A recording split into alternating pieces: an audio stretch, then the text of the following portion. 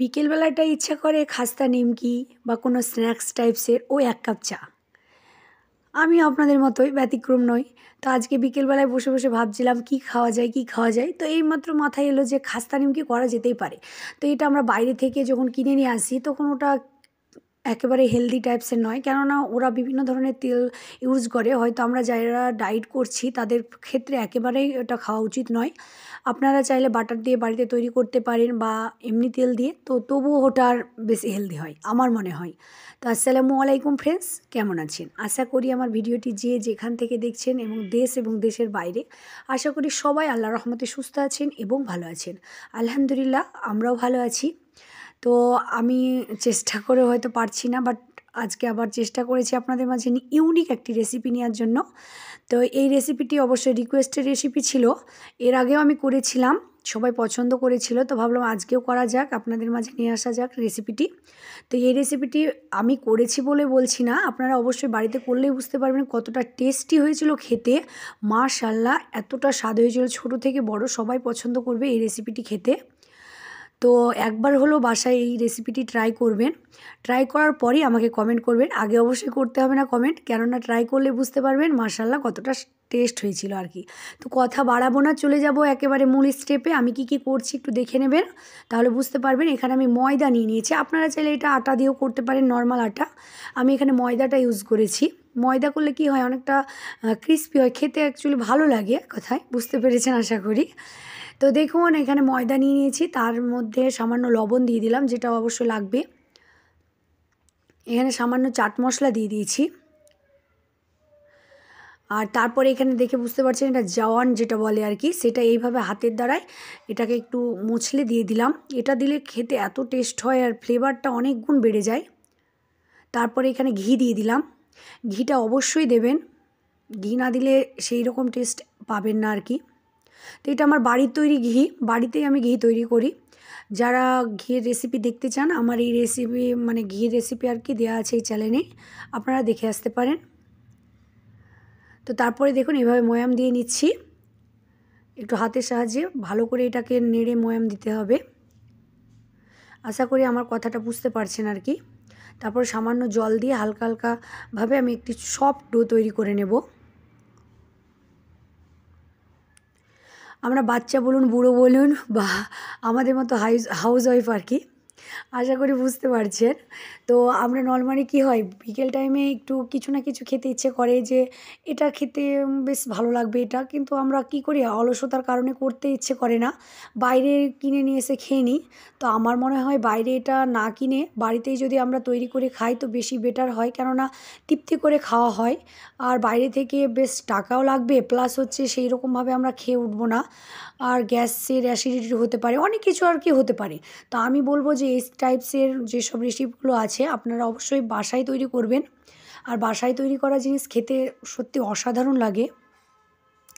তো দেখে বুঝতে পারলেন, তারপর আমি একটি সফট ডো তৈরি করে এটা একটি নরম সুতির দিয়ে আর কি, কাপড়টাকে আমি ভিজিয়ে নিয়েছিলাম। এইভাবে আমি এটাকে ভালো করে রেখে দিলাম, সুতির কাপড় যেটা সেটা দিয়ে।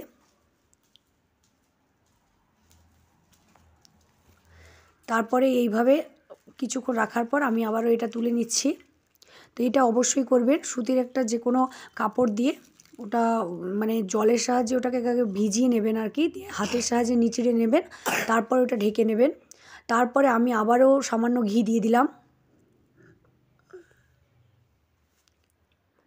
ঘি দিয়ে এটাকে আমি আবারও এটা নেড়ে নিচ্ছি। আশা করি আমার কথাগুলো বুঝতে পারছেন। কোথাও যদি বুঝতে অসুবিধা হয় তো অবশ্যই কমেন্ট করতে পারেন।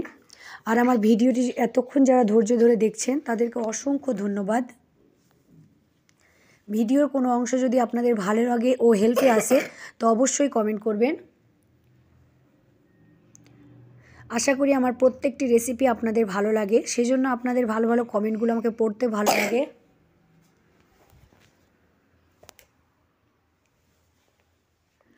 তো তারপরে দেখুন এখানে আমি ছোট ছোট একটি লেচি কেটে নিয়েছি কয়েকটা, তারপরে এভাবে গোল করে নিলাম, একেবারে ইজি প্রসেস।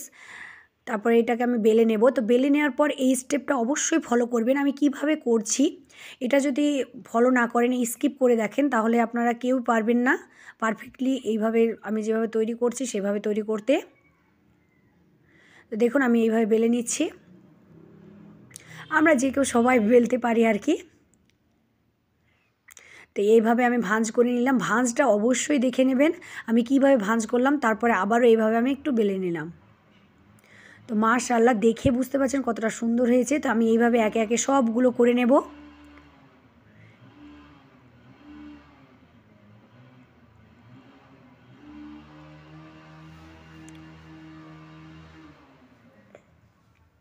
তো এই পর্যায়ে এসে যদি আপনারা কোনো কিছু বুঝতে অসুবিধা হয় আপনাদের, তো অবশ্যই কমেন্ট করতে পারেন।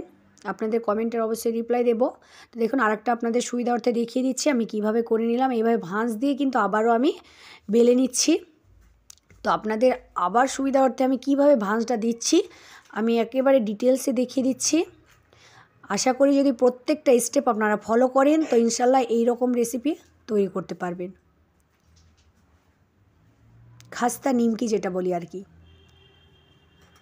তো এইভাবে আমার সবগুলো হয়ে গেছে। এবার আমি একটি ফ্রাই প্যানে তেল দিয়ে দিব এবং তেল দিয়ে এটাকে ভেজে নেব। তো দেখুন একটি কড়াই বসিয়ে দিয়েছি, তাতে তেল দিয়ে দিলাম। এখানে আমি সরষের তেলে ভেজে নিচ্ছি, আপনারা চাইলে এখানে অন্য তেলও ভেজে নিতে পারেন। তো একটু তেলটা গরম হয়ে আসবে, তারপরে একে একে সবগুলো দিয়ে দিব। সবগুলো দেওয়া হবে না, সরি মাফ করবেন, তেলের পরিমাণ হিসাবে আমাকে এটা ভেজে নিতে হবে। তো আমি একটা একটা করে ভাজছি। আপনারা যদি তেলের পরিমাণ এখানে বেশি দেন তাহলে দুটো তিনটে একসঙ্গে ভাজা হবে। আর তেলটা আমার খুব একটা গরম হয়নি, তবুও আমি দিয়ে দিয়েছি, প্রথমে বুঝতে পারা যায়নি। তো তারপরে দেখুন এভাবে কতটা সুন্দর হয়েছে এবং ক্রিস্পি হয়েছে দেখেই বুঝতে পারছেন মাশাআল্লাহ। তো এইভাবে আমি সবগুলো ভেজে নেব।